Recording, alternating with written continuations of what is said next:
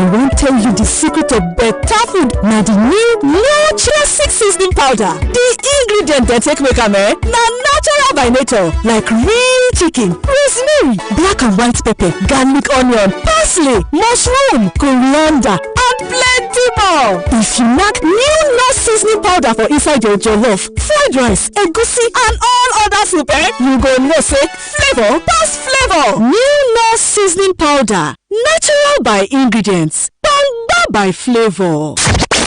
America's #1 choice for music and talk. 92.5 Dream FM. That's how we do it. The new constitution is most acceptable to me because what we have presently is a forced constitutional order, and it has thrown up a plutocratic political class who do not care about the welfare of the people. It's not the change of the people. There are two sides to every story. No, there are more than two sides. Is it the new PDP or the old PDP? No.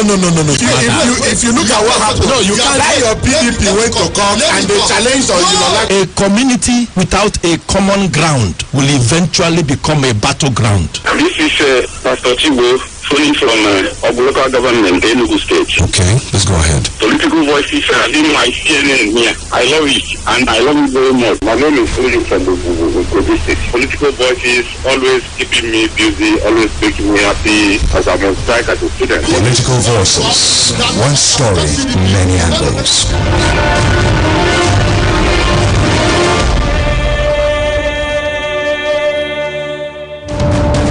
In a country of diverse interests, who gets what, when, and how is politics, and this is our business on Political Voices. Nigeria, a country of over 160 million people. Political Voices is gauging the temperature. Set.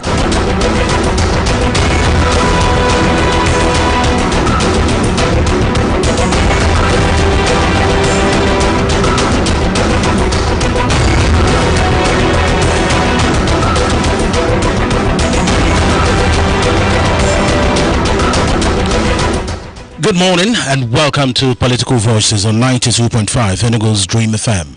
Political Voices is a session of comments, interviews and analysis of trending political issues as they affect and shape the world around you. Today is Friday. It is the very last day of July 2020, and this morning our focus is on decline in people's trust in government. We look at the issues and the concerns. But before we get to that discussion, there are some matters that are arising from the political space. The Benue State Governor Samuel Ortom insists that even the security outfit in other states, such will not operate in Benue. Ortom was reacting to a statement credited to the Fulani Socio-Cultural Association, in which it announced that its security outfit, Miyetti Allah Vigilante, will operate nationwide. The governor, in a statement signed by his chief press secretary Teve Akase, reminded Miyetti Allah that it had no constitutional right to establish a nationwide security outfit. Moving ahead, the governor of Borno State, Governor Babagana Zulum, on Wednesday evening survived an ambush by Boko Haram insurgents at Kukawa near Baga, a Borno fishing town on the border of Lake Chad. He has accused the Nigerian army of lack of commitment to secure the settlement and other communities on the basin. Other neighborhoods in the area are Cross Kawa and Mungonu. The attack on the governor's convoy happened while he was on a food distribution trip to camps of internally displaced persons, IDPs, in the region. Those are some of the issues making the headlines in the political space. Remember, we are streaming live on 3 social media platforms. First, we need you to go to our YouTube channel and subscribe. It's Dream TV Enugu, as easy as that. Do well to turn on notifications so you know exactly when we are live with these amazing videos. Also, check us out on Facebook if that's your choice. 925 Dream FM is the destination. And on Twitter, for those who love that particular platform, it's Dream 925 FM. And you can send a WhatsApp message to 0902 0020 Stay with us.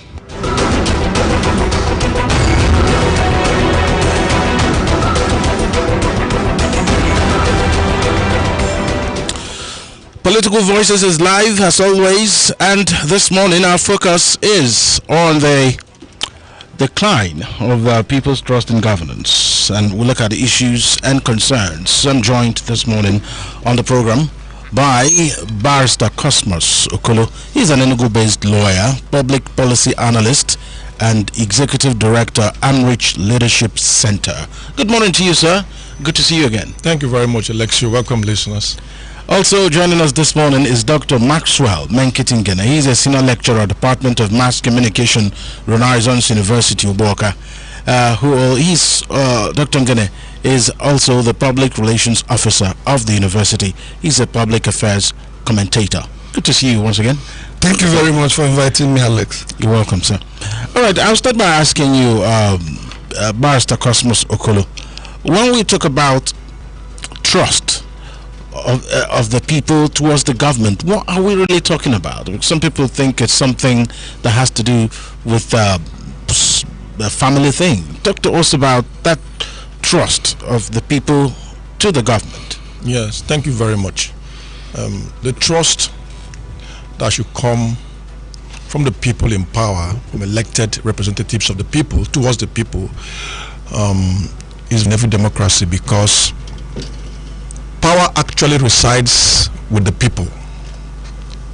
It's the people that the power is domiciled with, and the people then confers this mandate on their representatives in government at the executive level, legislative level, to exercise that mandate on their behalf.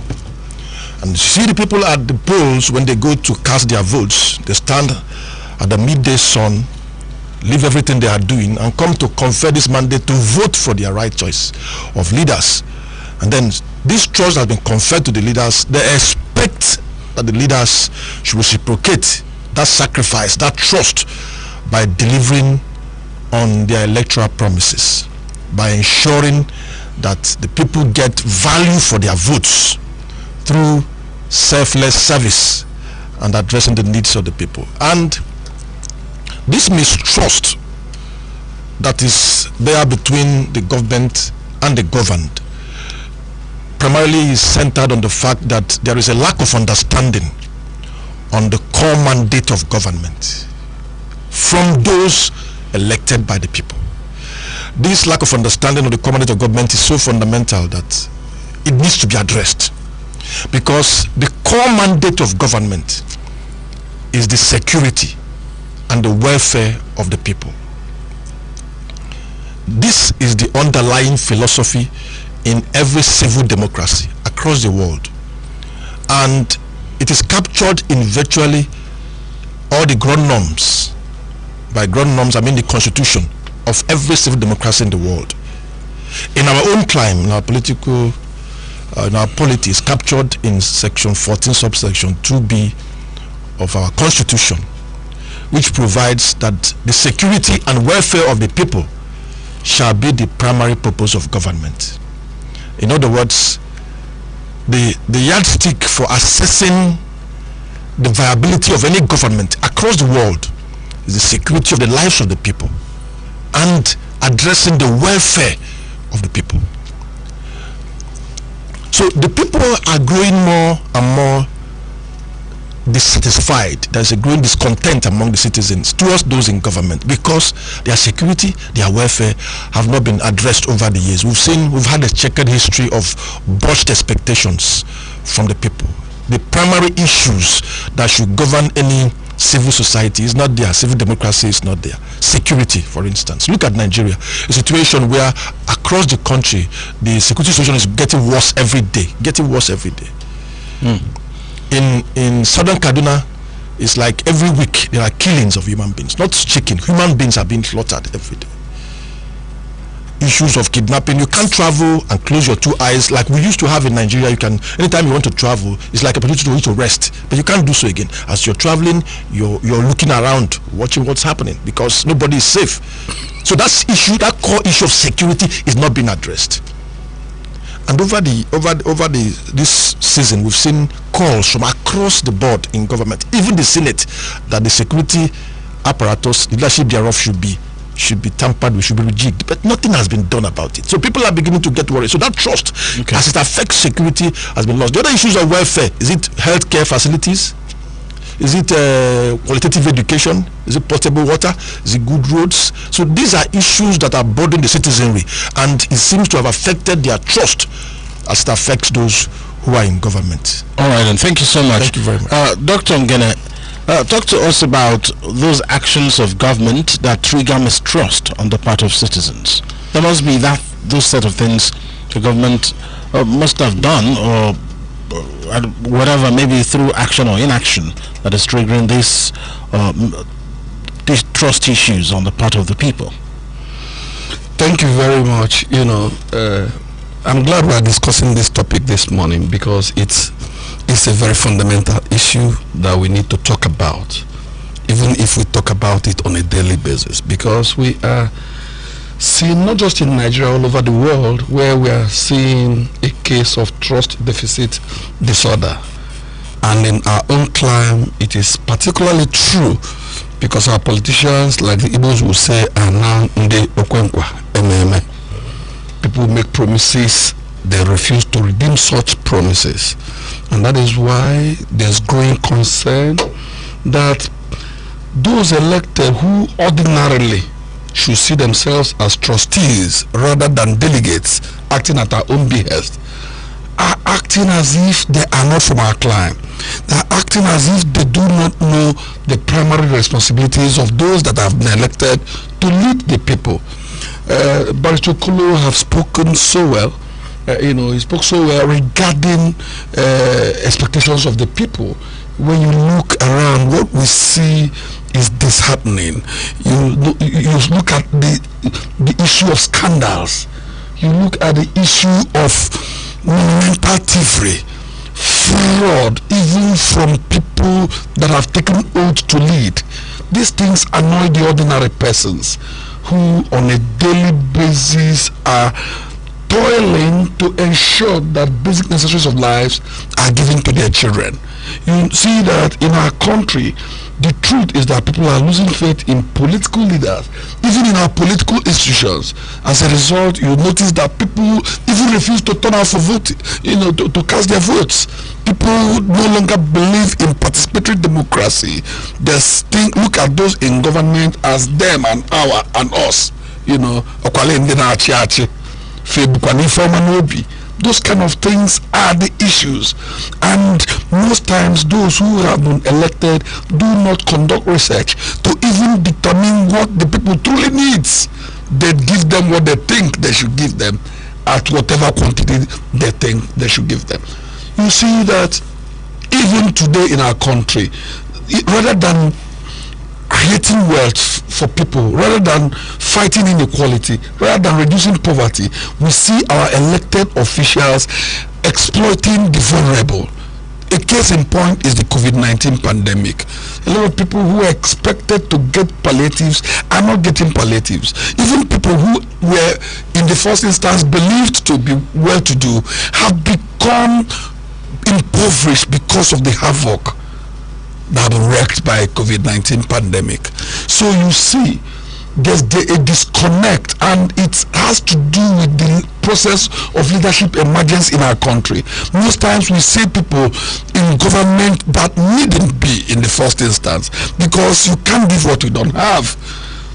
That is the problem, Alex. You see people being rewarded based on their ancestry, people being rewarded based on their religion, with political offices, people being rewarded based on their ethnicity, not based on what they can do in terms of service delivery, what they can do in terms of thinking with their thinking cap on what needs to be done to improve the lives of Nigerians. Nigerians are suffering untold hardship as we are talking, and that's a concern. And the issue Barrister Kos raised regarding insecurity in our country is a fundamental issue, because you can't be in government without talking about protection of lives and properties.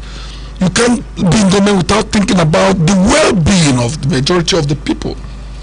The common good, doing good to the greatest number of people.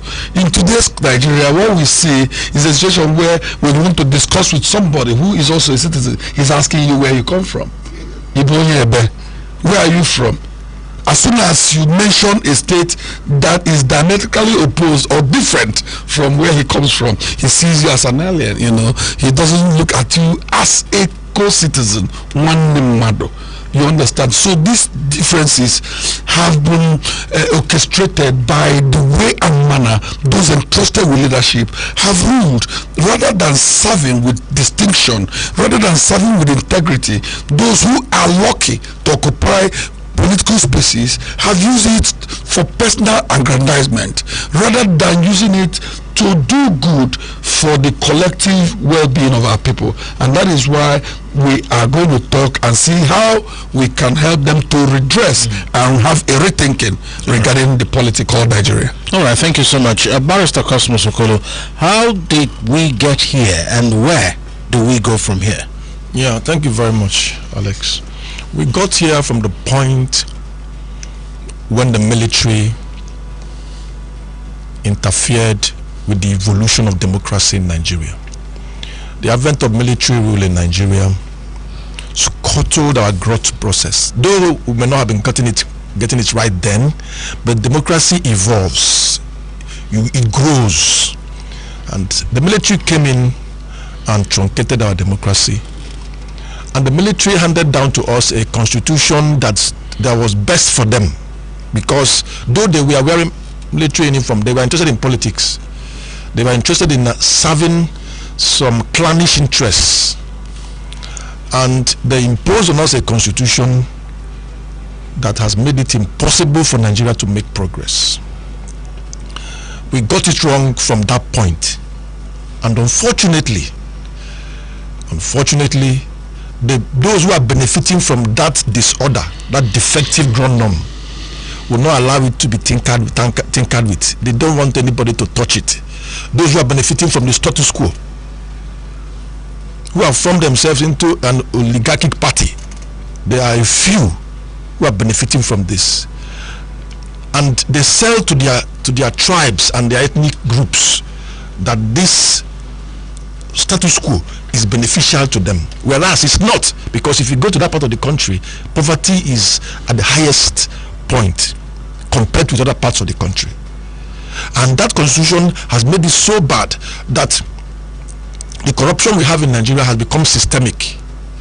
So the issue now is no longer who did what against the interest of the people, is to whom does he or she pay allegiance. You all watched it.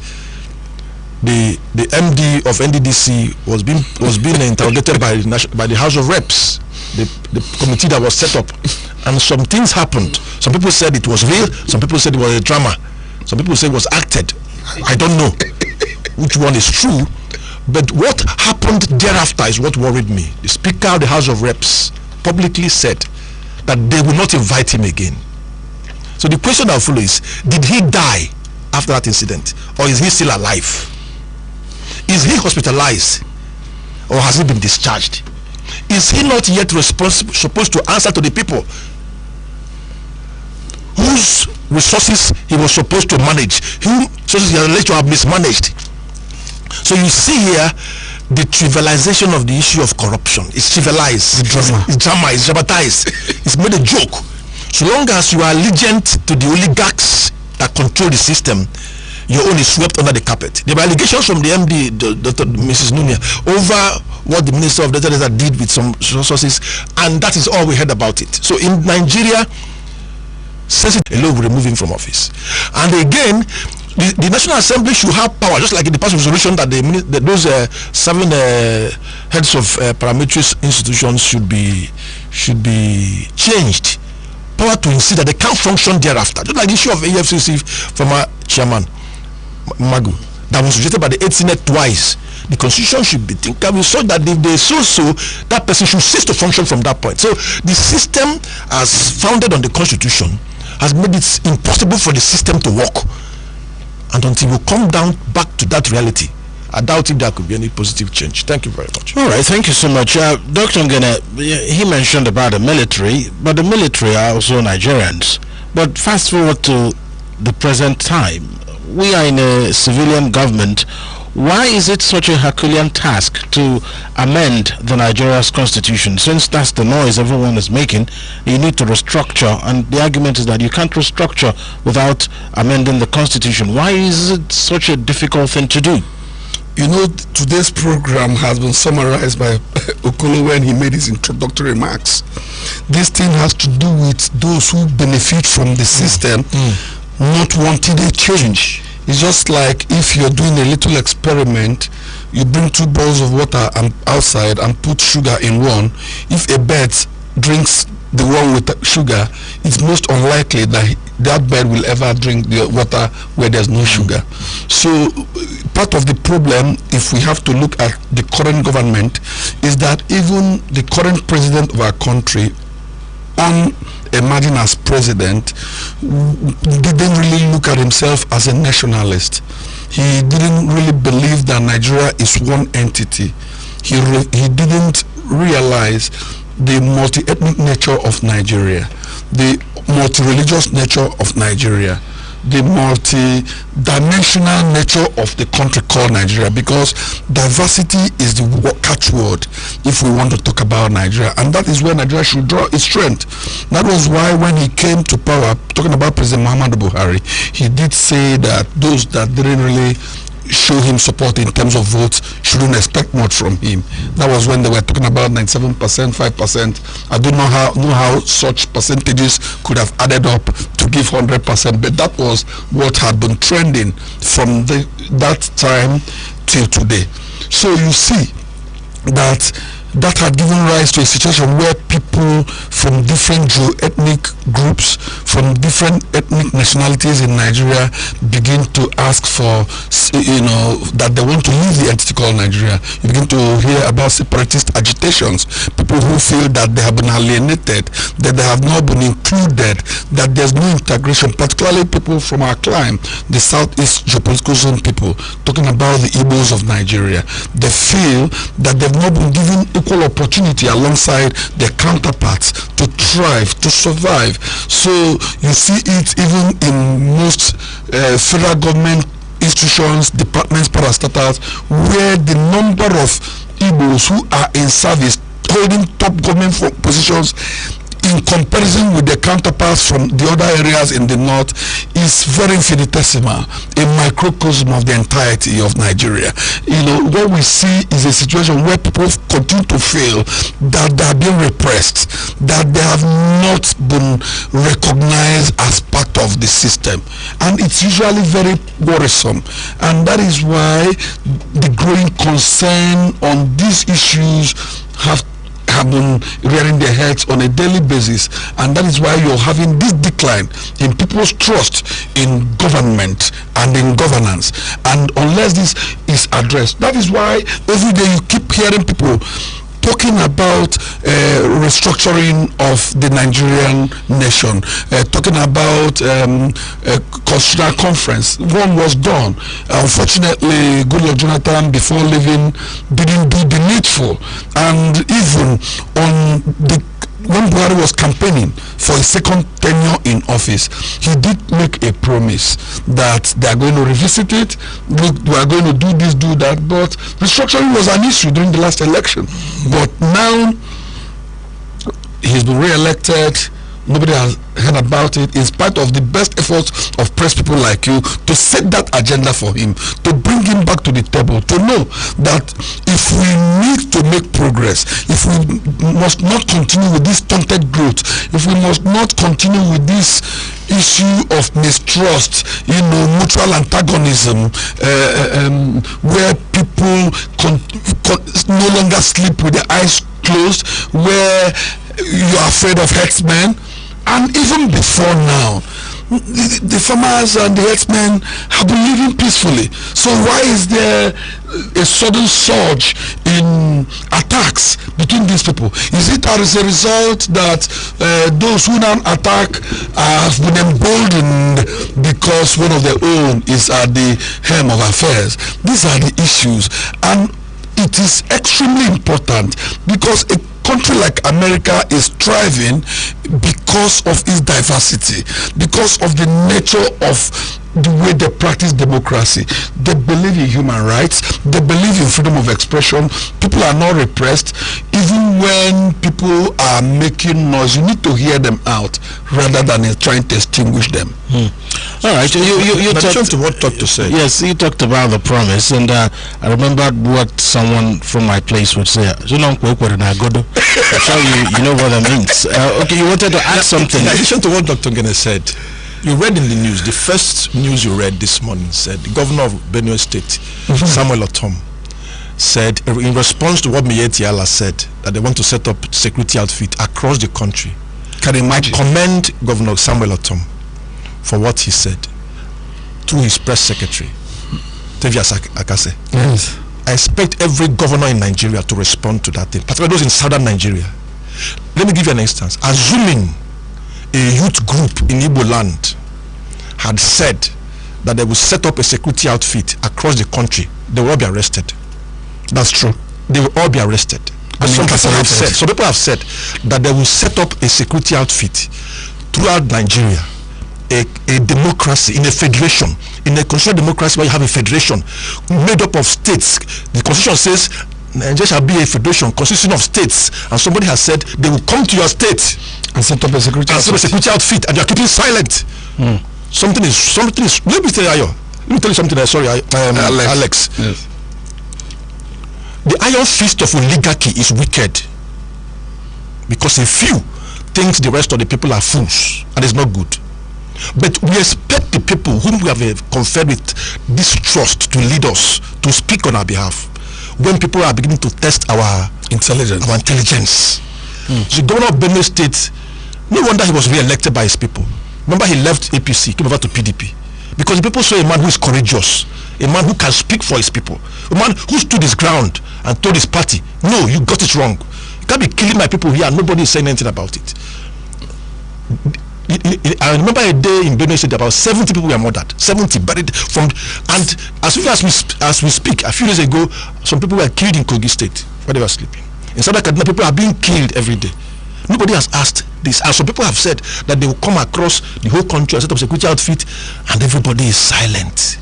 All right, I wanted to ask you before you try to respond to Dr. Ngene's submissions on what the role of the people is in resetting the trust balance. The role of the people, because the people who are in government also come from among the people. The people have played their role, my brother, by electing this. It's a conferment of trust. The people confer their trust on those elected. Just like we give an instance now. Isn't the people culpable in a way or two? I'm getting to that point, but I want to give you an instance of a governor who boldly defended his people, who boldly came up. It's happening in some states in the south. There are governors who are, you can't try their people. The ones to arrest Joy Nunye, was it easy for them to arrest her? Because a governor stood up and said, no, you can't just do that. He had done it before. I'm talking about realizing what the people have conferred on you, using it for the interest of the people, using the power conferred on you. Now, on the issue of the people's role, apart from the fact that they've elected you into office, the people have a role also to speak up. You are abusing our trust. You are not doing what we elected you to do, and that's the most they can do. They can't go violent. Violence does not help anybody. That's true. Trying to run down the system does not help anybody. You will speak up. And again, you can go further than that to go to court to challenge some infractions that are going on. But if you know, like I said earlier, the iron fist of oligarchy. Iron fist of oligarchy wants to control everything. They control even judiciary. Now, Nigeria has come so bad that the average politician does not fear the courts again. They don't fear the courts. They will tell you, we go there, we stay for years. Even if you go to Supreme Court, they can come back and change the judgment, like we've seen in some cases. So they're not afraid of the courts. So it's a system where the people appear to be stripped. They can't do more than they are doing. So we expect those who are conferred with this trust of leadership to do more than they are doing. To do more than they are doing and ensure that the people get value for their votes. Thank you very much. All right, thank you so much. This is Political Voices on 92.5 Enugu's Dream FM. This morning we're taking a look at the decline in people's trust in government, the issues and the concerns. And this morning we are joined by Dr. Maxwell Menkitingene. He's a senior lecturer in the Department of Mass Communication and also the Public Relations Officer of Renaissance University, Uboka. And also in the studio this morning is Barrister Cosmos Okolo. He's an Enugu-based lawyer, public policy analyst, and executive director, Amrich Leadership Center. And we'll hear from you listening and watching on different platforms. We'll start by checking out our social media handles. On Facebook, 925 Dream FM, Samuel Ejikarum says, several governments have failed on their promises, hence it's very hard to trust again. Governments should learn to keep their promises so that they can regain the people's trust and legitimacy. And Okepol Okbara says, every Nigerian knows that Boko Haram is technically defeated, but the rate of killings is unabated. People have lost trust and confidence in government. And Cyprian Nicodemus Mwebu says, he says the decline in the people's trust in government is because of undemocratic nature of the government. It's moving up and down. Okay, he says because of undemocratic nature of Nigerian leaders. Alex, you can agree with me that some of our leaders are becoming tyrants in a democratic setting. All right. And Nabo Paul Obina says, Carlyle once remarked that it is the everlasting privilege of the foolish to be governed by the wise. But in most countries, and Nigeria more especially, it is the reverse is the case. People's trust in compulsive, illegitimate government will continue unabated until our purportedly elected leaders begin to holistically live up to that for which they were elected. Ovuna Dikland from Aliki Kwonebon State says he thinks that the cause of people's decline in government issues and concerns are the way government officials politicize the affairs that concerns the citizens. On WhatsApp, we have messages there. This one is from it says, good morning Alex and the gentleman in the studio. Is Emeka sending a message from Enugu. He says, how did we get here and where do we go from here? You asked. Yes, I did. And the problem with Nigeria is a crop of leaders who do not have the political will for the well-being of the common man.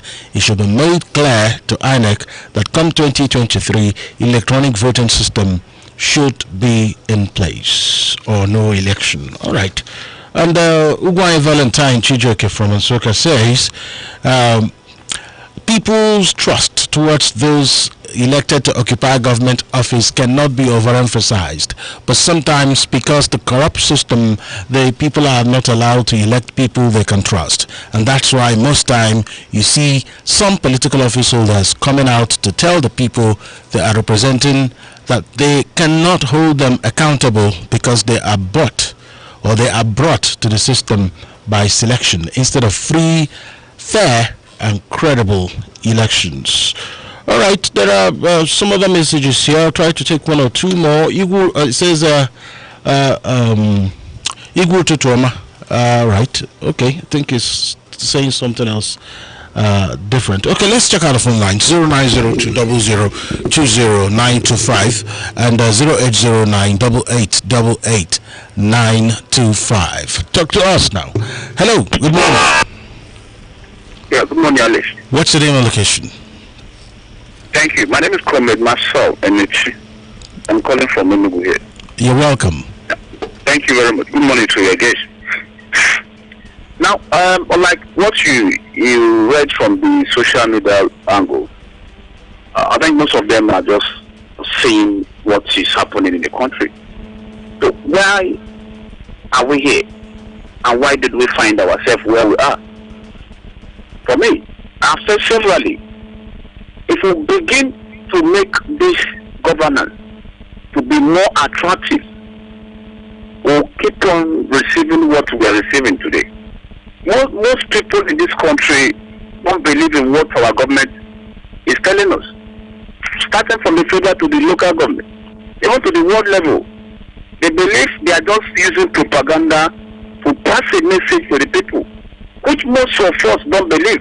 most of the things they do, you begin to ask yourself, is this government I voted for? In other way around, in the country where we are currently, people will forcefully enter that particular office and begin to call themselves leaders by force. You know, this person will not get the democratic process. But at the end of it, the person will keep on calling himself a leader and all that. So which you believe, this particular scenario will not take us anywhere. In a country where we are practicing democracy, do you think the democracy will continue to flourish the way we are having it in Nigeria? Please, my brother, I want the governance in the country to be made to look less attractive, so that people will not continue killing people because they want to rule them. Marcel, So, we have to those allow two things other are not people to budgeted anyway. contribute, right? Thank you for your comments. Hello, good morning. Hello, good morning, Alex. What's your name and location? This is Vuna Dikla. I'm calling from Enyimich. I have to commend your guests. They have outlined the major factors that make people to decline in terms of trusting the government based on the issues they have and whatever. But my take is that I wish to let people know that unless the citizens are given the mandate to elect a credible leader, all these things we are talking about will not come to an end. So I wish to ask your guest also a question, and that question I don't think on Facebook, but though you didn't get to that place. The question is that do you think that the citizens' mind will be reversed, or when will this thing get to an end? So let them explain to us and highlight to us. They are there to educate us. Thank you and God bless you. Thank you so much, Ovuna Dikland, for your thoughts. And let's take some more calls. Hello. All right, call us back. Hello, good morning.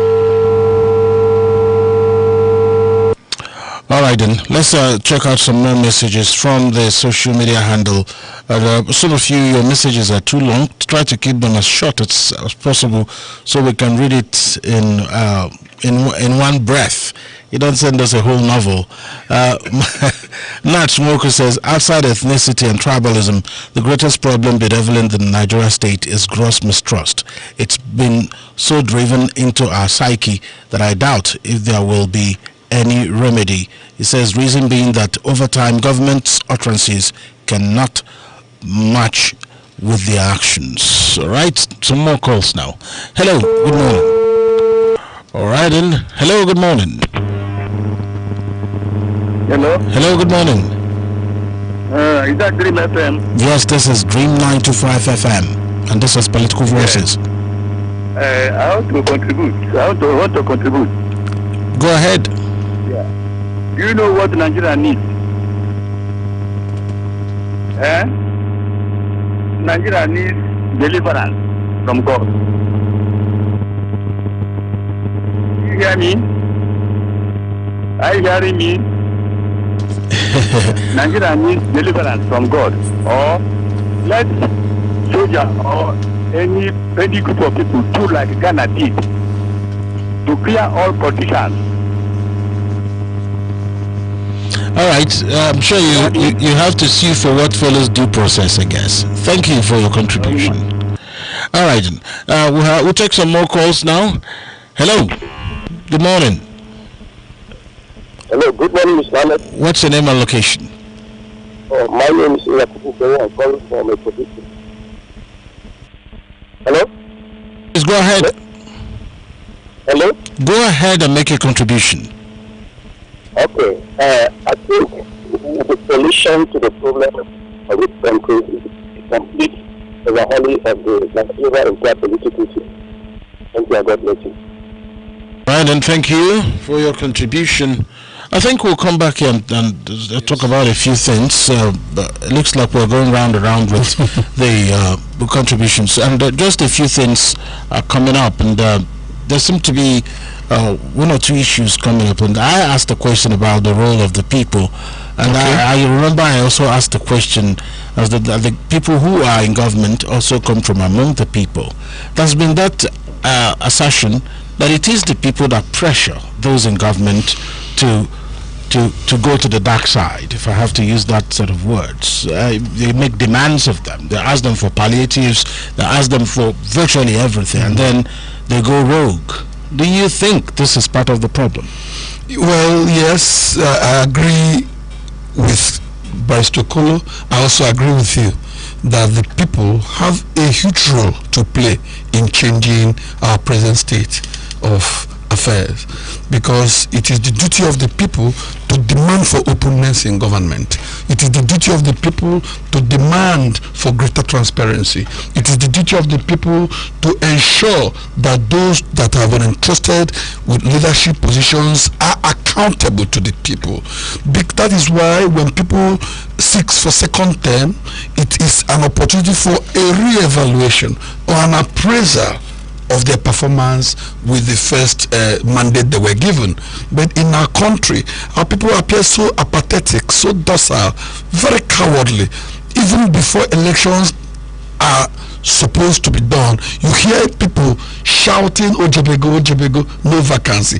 And these are very hungry people. These are very impoverished people. They do not know that power truly belongs to the people. They do know that the power the other people are holding are power that have been given on trust, entrusted with those who are senators, who are members of the House of Representatives, who are members of the House of Assembly, who are governors, who are presidents. So when the people have a right to insist that things are properly done by putting pressure, by advocacy, that is why even religious leaders have a role to play. Non-governmental organizations, human rights people, all of us have a role to play, because the country belongs to all of us.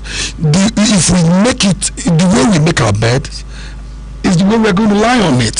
So to that extent, but again, why are the people becoming disinterested? It's because of the distrust. Look at what has had happened since Buhari came to power. Look at the issue of the pensions, police pension funds. Only a few days ago, I learned that Minor has been released. What happened?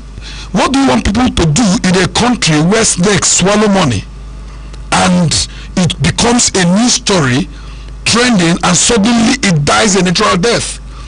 What happens in a country where people steal so much money and tell citizens that they use it in cutting grass? What had happened to the money that was discovered in Ikoyi apartments? What has happened? What had happened in NDDC? What is happening all over our country? We are seeing people who are fighting within, people who pretended they were coming to do a cleansing ceremony, to correct an error. That was why this government was given power. What do we have to show for it? So that is why the people are becoming disinterested.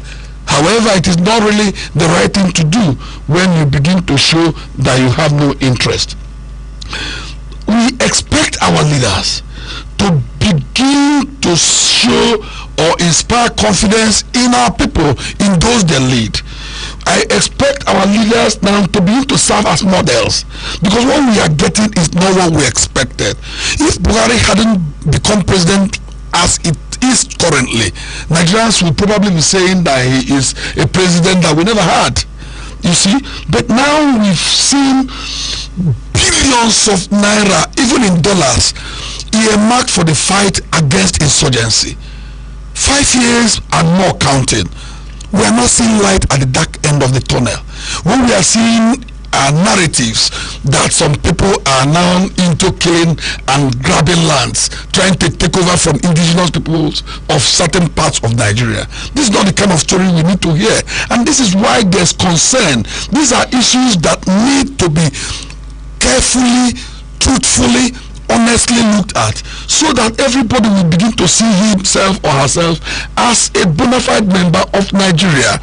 People of the same destiny, people that are united based on destiny, based on providence, rather than what we are seeing. What we are seeing is a fragmented Nigeria, a divided Nigeria, where when people want to talk, they are looking to know who is near them. This shouldn't be, particularly in an era where ICTs have made there's no secret any longer. It is difficult if people people think they can come and rule Nigeria by the nose. It is difficult if you think it is what happened in the 70s and 80s that could be replicated. We need people, human beings, Nigerians, rather than abdicating the responsibility of holding those entrusted with governance, holding them to account for their stewardship. It will mean cowardice. We need to retrieve our country from them. We need to put our country in the correct map, in the path of sanity, in the path of progress. We need to understand that as a country, there's nothing we do not have. Okay. All right then. Barrister Cosmos Okolo, how can the government get the people's trust back? Yes, thank you very much, Alex. That's a very important question. The trust can be recovered. The trust can be recovered. It could be instituted, and the way to go first is for the government to understand her core mandate, like I submitted earlier, the core mandate of the security and welfare of the people. The security and welfare of the people. At the time, the Nigerian army was adjudged the best in Africa. Nigerian army. People were asking them for us to intervene when they have domestic and foreign aggression against our countries. But our armed forces seem to be losing that vibrancy for which they are known. Their equipment they are using to fight are obsolete. So what we are trying to say is that the government should address the issue of security squarely.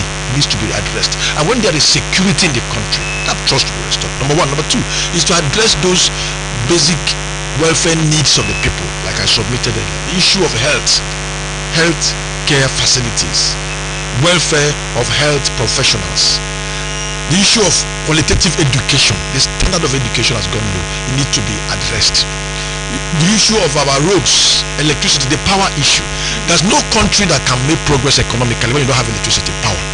It affects virtually everything we do in the country, in the system. So these are the things government should address as a matter of urgency, and then regain the trust of the people. Again, like one of the callers said, I think Marcel said, the remuneration of political office holders needs to be addressed. The remuneration of political office holders should be addressed. The way we incentivize patriotism and service needs to be also addressed. I remember a doctor, Dr. Dadevo, who sacrificed her life stopping Ebola from coming down to Nigeria. That woman died. That woman has not been rewarded duly till today, my own view. She has not been rewarded. Her family, her relations have not been rewarded till today. But we see people who loot our billions because they fainted, rightly or wrongly. They are carried away, addressed, and they say they won't come out for probing. But somebody who laid down her life, a professional, a medical professional, nobody. So how do you expect other people to now have trust in the system to serve the country the way they expect to serve? So the government should know how to restore these core values, core mandate of security and welfare, and also learn to reward sacrifice and service. All right. Thank you very much. All right, then let's take some messages from our WhatsApp line, now 090200200925. And this is a rather long one. I'm not sure I can read all this. All right. I think this must be talking about something else differently. Let's take another one. This is okay. I think I've taken some of this before.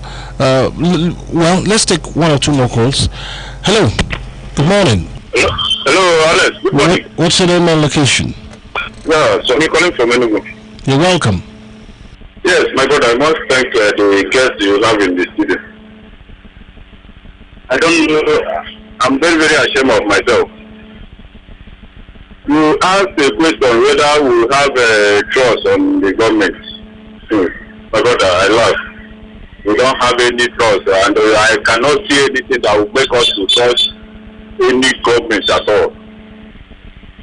Imagine that you have people that you have, somebody like the people you have in the studio. People that can be spoke very, very vocal. But later, after we do election, we go and select the people that is not even finish secondary school or primary school. It's very, very shameful thing to this country. Thank you, my brother. All right, then. Thank you for your contribution. Hello. Good morning. All right. there's no one on the line. This one is from WhatsApp. Adriano Prosper from Ibuku in Anambra State. I said it's sad that advancing in times bring advanced civil development. It is not so in Nigeria. It gets worse with time in Nigeria's situation. There is no atom of political trust in any Nigerian citizen. He says, forgive my generalization. All right? We will. And this person says, we will always complain about our leaders, but these same people are a product of this society. They didn't migrate from the sky. What I'm trying to say is that we all as citizens have a vital role to play by being involved in the polity of the day. Okay, I think John Paul, okay. John Paul Okeke from Enugu says, good morning to gentlemen in the studio. You have all said it all. Those in the government, I think, forgot why they were sent there, and our people are still following the philosophy of it doesn't concern me, and that is why other states are keeping quiet when these killings are going on in southern Kaduna and Benue. Let the whole states that are relatively at peace talk against the killings and say a big no to that. All right, we will come back now to get your final thoughts. Dr. Maxwell Ngene, how do we bail the cat? Thank you very much. If you're lucky to have been elected to serve in our democracy, you must learn to lead by example. You need to serve as a role model. You need to understand the beauty of openness. You need to understand the beauty of trust. You must be accountable. Accountability is a key indices in any government process. People need to account for their stewardship. You need to strive to put your name in gold so that history will reckon with you in a very, very good manner. Those in government should no longer display ostentation. They should shun arrogant consumption pattern. In a country where so many graduates have no job, in a country that the best people can do is to use keke, in a country where our youths have all become gamblers, hoping against hope, we must rethink service delivery. Those who see politics as a place where they can come and grab should never be allowed a space in the polity. There's a way to reward people. Let the best brains, the people with the best intentions, people that have engaged, to have integrity, to be credible, to be above board in the way things are done in civilized societies, should be allowed to get it right, so that we can come out from this quagmire that we've seen ourselves as a country. All right, and thank you so much. Thank you. Barrister Cosmos Okolo, thank you very much. Thank you very much. I also think that, like you rightly said, the citizens have a role. I agree with you. They have a role to stop yielding themselves to be used by politicians to do the wrong thing, to subvert the will of the people. Because the people that rig the elections, the thugs that carry ballot boxes, that go and thumbprint in a corner, that go and even the INEC officials that rig these polls to bring in the favored candidate because of money, they should have a rethink, because that little money they gave you will finish soon. And we'll be back to square one. The people will be suffering. Your children will suffer it. So the citizens have a role. We should say no to vote buying, to rigging, to thuggery, and allowed the will of the majority of the people to prevail in elections. All right. Thank you very much. Thank you so much, Barrister Cosmos Okolo, Enugu-based lawyer, public policy analyst, and the executive director, Unreached Leadership Center. Thank you for your insight, as always, on the program. Thank you. And Dr. Maxwell Menkitingene, senior lecturer, Department of Mass Communication and the Public Relations Office of Renaissance University, Uboka. Thank you for your time, as always, on the program. Thank you very much for inviting me. And of course, I have to say this. This is exactly 1 year this month that we lost Ayo Orowale. And we say that may his soul continue to rest in peace. Amen. And, many thanks to my production assistant, Lieutenant Okereke, and my producer, Okay, Odogu. I'll leave you with these words. If the people cannot trust their government to do the job for which it exists, to protect them and to promote their common welfare, all else is lost. Those are the words of Barack Obama. My name is Alex Obudu. Good morning. Here is the list of excuses that will no longer be accepted. I beg, give me your hotspot. I want my data, but this one too much. Please, could you put your Wi-Fi on? I'm out of data.